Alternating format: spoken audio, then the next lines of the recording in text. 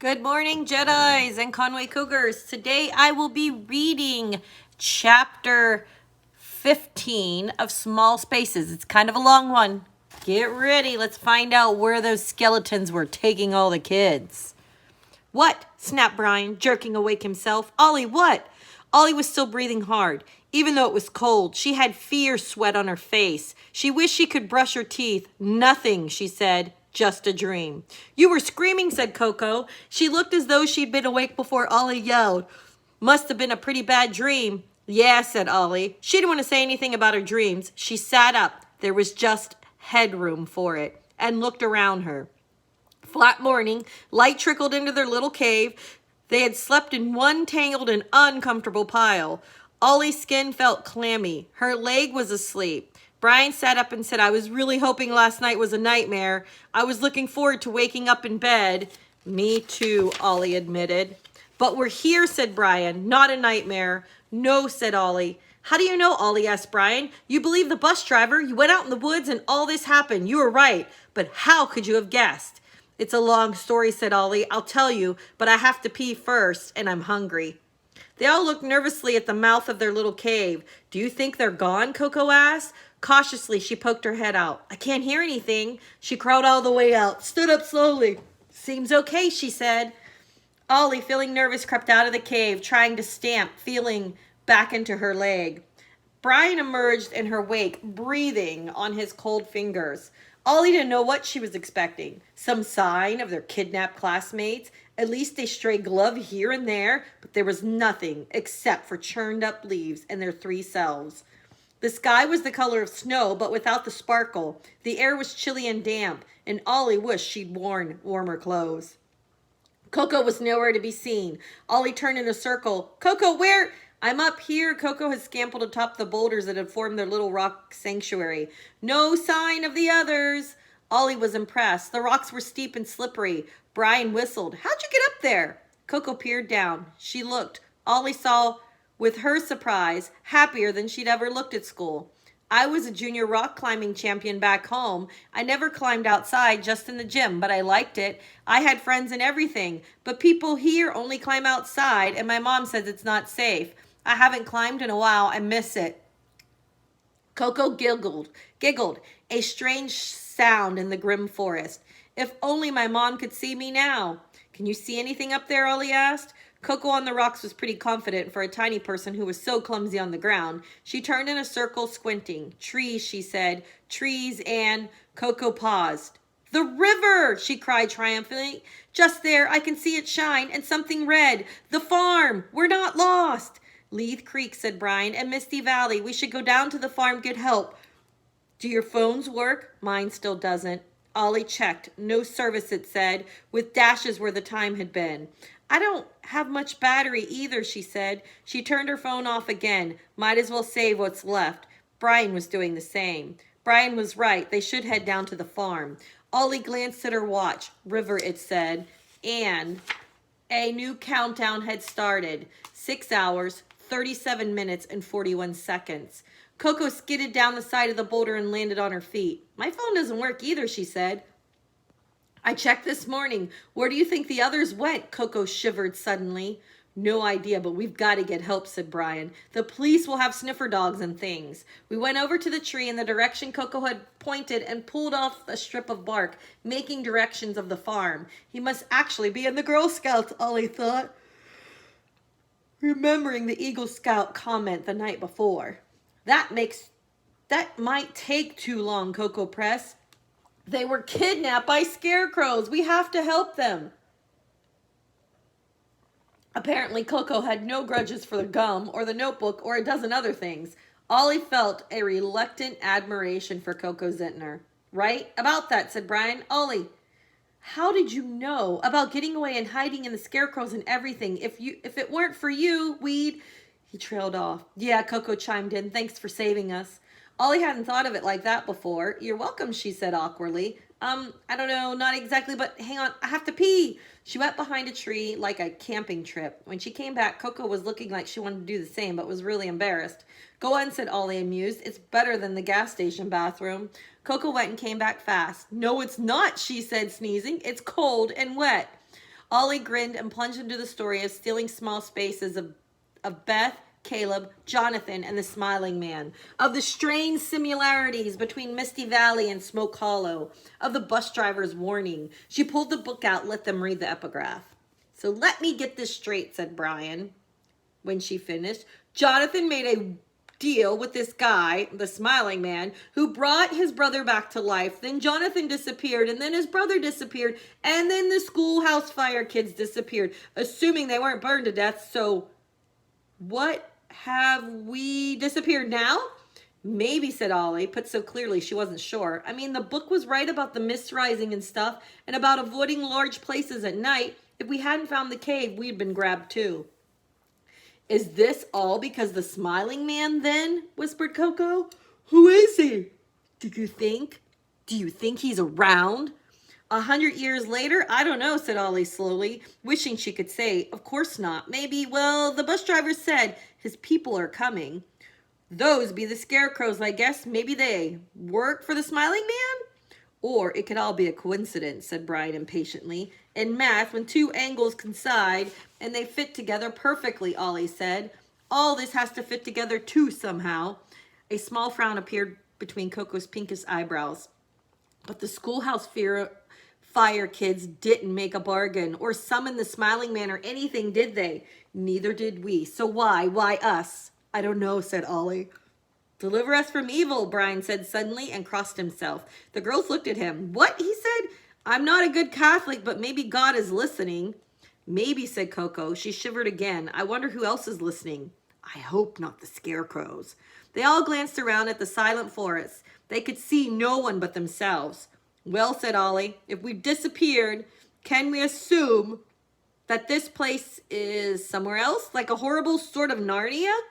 Not our world at all? And when the mist rises, you fall through the door? Maybe the scarecrows sort of exist in both worlds. The bus driver said something like that they're only dangerous here at night, something about them being partly in the sunshine world during the day.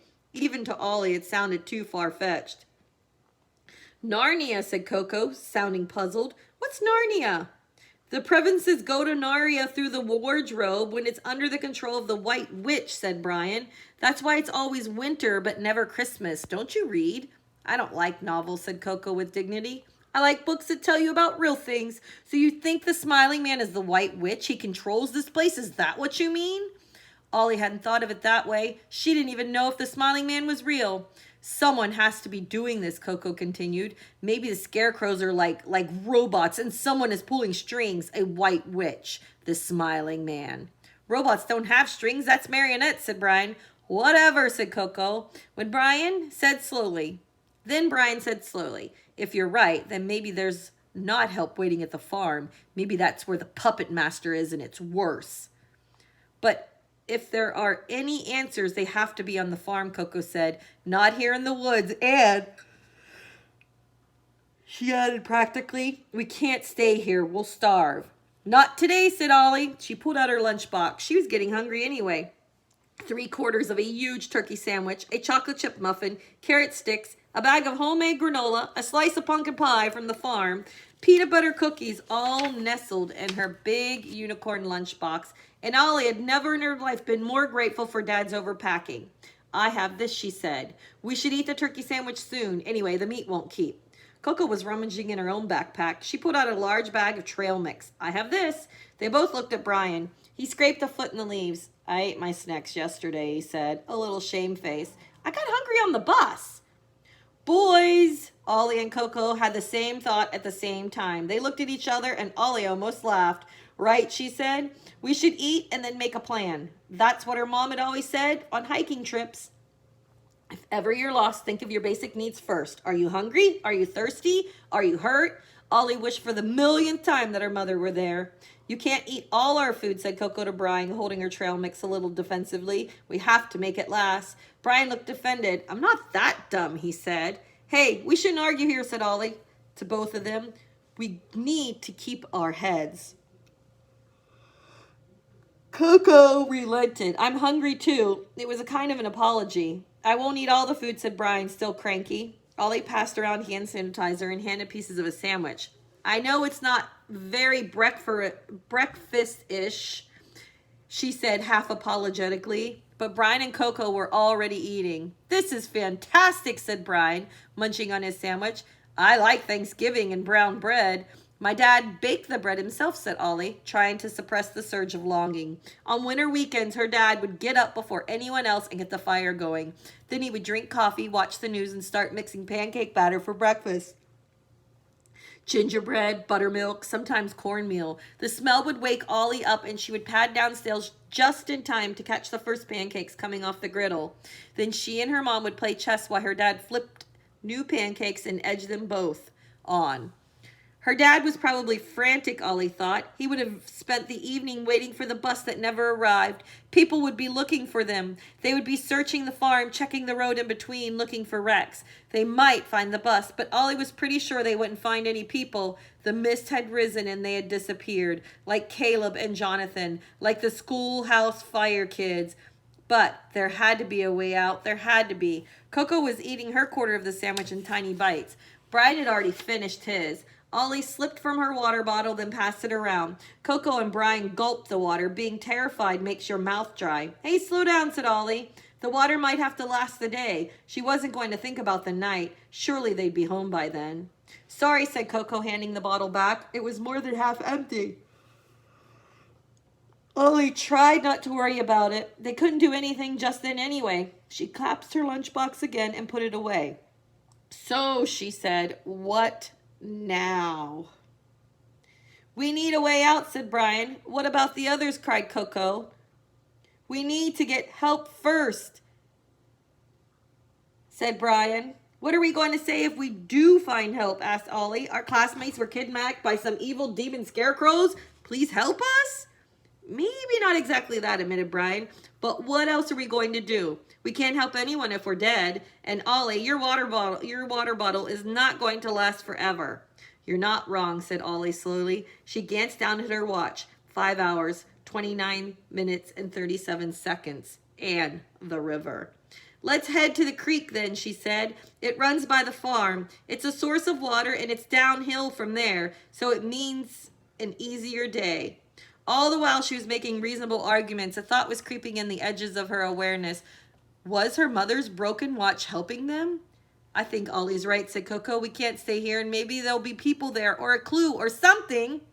Ollie broke in hurriedly. I think you're right. She wondered if she could tell Brian and Coco about her watch, about what she thought it might mean, but she couldn't. She was afraid of seeing pity in their eyes, sympathy face, of having them tell her that hope had clouded her judgment, that her mom wasn't really talking to her.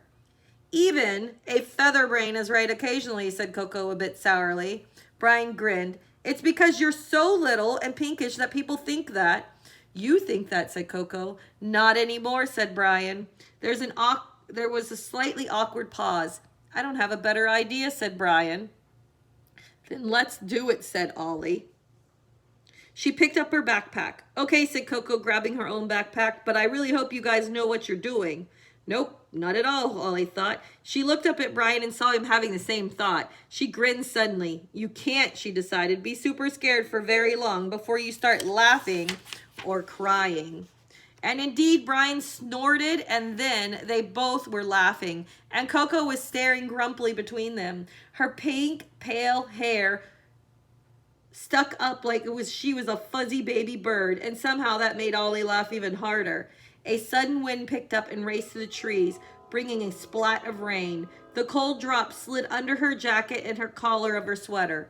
Ollie calmed down. Brian looked from side to side, set off downhill. Coco followed, skidding on the leaves. Ollie went last, trying not to look too often over her shoulder. All right, Cottonway Cougars and Jedis, that's the end of chapter 15. That was a long one. I see that Coco and Ollie and Brian had made a plan. What do you think's going to happen next? What are they going to find at the farm? Tune in tomorrow. Have a good day, everyone.